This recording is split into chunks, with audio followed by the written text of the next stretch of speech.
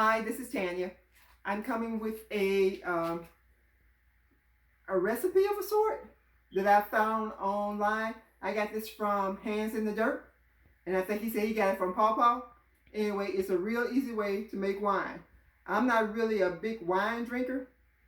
However, if it's something that I like, I do like the taste of wine. I'm just not a big drinker. So if I do like it, guess what else people give for Christmas? I'm just saying. Hey, I drink wine. Well, then, Merry Christmas. And I ain't waiting till Santa Claus come down and drink this stuff. Anyway, it's very simple. She gonna have to make him some more. No, I'm just saying. It only calls for 3 ingredients. You want juice, and it must be 100% juice. Okay? Make sure it's 100% juice, whatever you get. No sugar added. No sugar added. 100% juice. And you're going to need 1.5 cups of sugar. Now, this is the recipe I got from Hands Across the Dirt. If you go to Paw Paw's video, he actually breaks it down to if you're making a larger size, how much you might need and stuff like that. But again, once you make it according to the recipe, then you can actually modify it to your taste. So I think if you want drier wine, you use less sugar. Okay. But anyway, so it's 1.5 cups of sugar, and this is, what kind of sugar is this again, Sam? It's pure cane sugar. It's not bleached. Okay. It's Moreno sugar. Okay, that's why it's looking kind of brownish looking. It's the real stuff. Yeah. And then you're using a 1/2 teaspoon of yeast. Okay? And the yeast is just regular bread yeast. It doesn't really matter. If you want to go buy wine yeast, you can.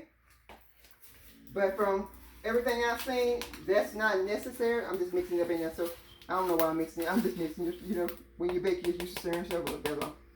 But anyway, so they got the yeast in there. And what we're going to do, the reason I have the measuring cup here is the juice. You want to take 2 cups of the juice out. So you're pouring out 2 cups of juice. Can you see?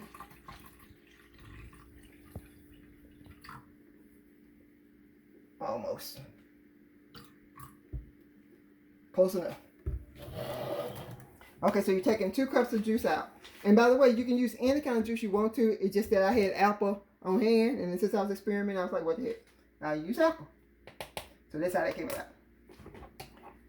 You just need your funnel. Again, let me get my hands out the way for you. Let's do it this way. And just pouring the sugar into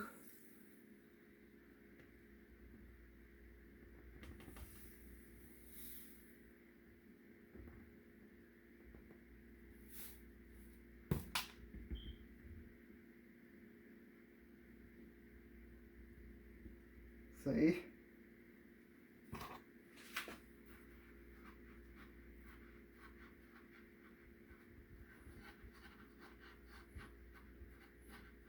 I want to get a little moisture inside. I said, did you dry it out?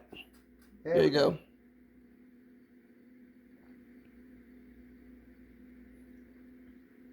I don't know what that was about. Mm-hmm. User error. No, I'm not gonna say it wasn't because I ain't never done this before.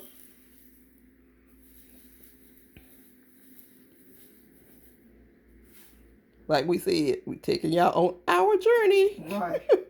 But oops, there it is.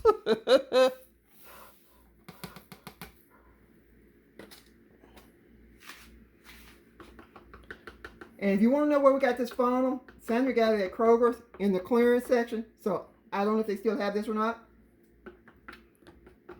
Y'all should always go to the clearance aisle. Every store I go to, I learn where the clearance aisle is. You can get some good bargains. And see, Tanya and my daughter be laughing at me because I be coming home with stuff. You see, she using it right. I'm just saying. Okay, so once you have that in there, all you're doing now is shaking it up. And what you're doing is dissolving the sugar in the juice. That's all you're doing. You just keep shaking it until the sugar is dissolved.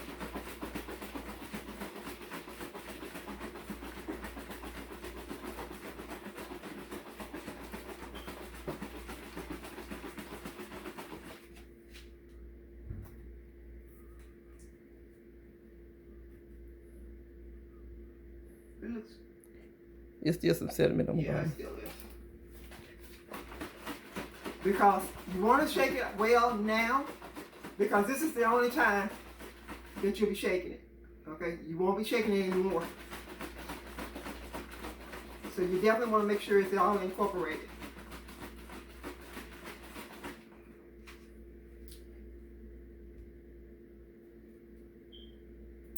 Okay, it's looking pretty good. But just set one last time.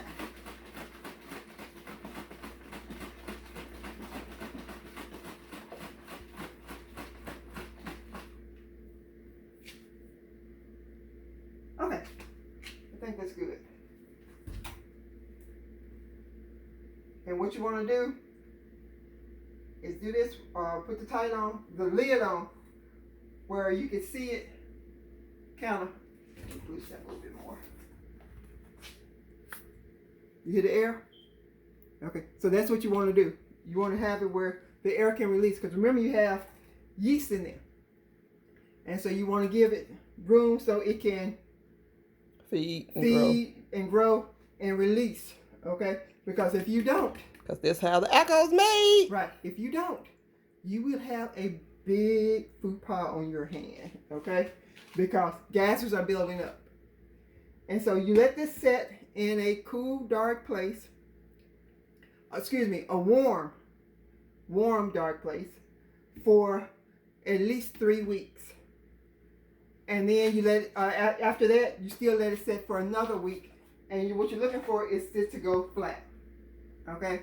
So all the bubbles will be gone, and it will be just flat. That's what you're looking for. And that's when you know your wine will be ready. So, so you don't touch it for No. the first 3 weeks? No. Okay. No. You just put it in a dark space, dark, warm space, so that it can the yeast can ferment and do what it needs to do by eating the sugars and all this kind of stuff. Make alcohol. Right, and that's what it's doing. It's making alcohol. And so that's why I say you want to make sure you shake it well now, because you don't touch it anymore. Now I have seen some YouTubers that use a heating pad to keep the temperature up to like between 70 and 80 degrees or something like that. You can do that if you want to. That would help expedite things, but from what I've seen, it only expedited for about a week. If you're in a big hurry, okay, go ahead and do that. I'm not in that big a hurry. I can wait 4 weeks. Because like I said, after 3 weeks, it should be ready, and you just let it sit for another week just to give it time to calm down some more. Okay. Okay? And so we'll be back in 4 weeks from now, so that to let you know how this turned out and let you know how it tastes. Because I'm not a wine connoisseur, but I will be tasting this. I'm not a wine connoisseur either, but I know I like. Yeah, okay. And they ain't getting that for Christmas. You have to make them some more. I'm just saying. Okay. All right. Well, we'll see you in the next video. Y'all have a good evening. Bye. Bye.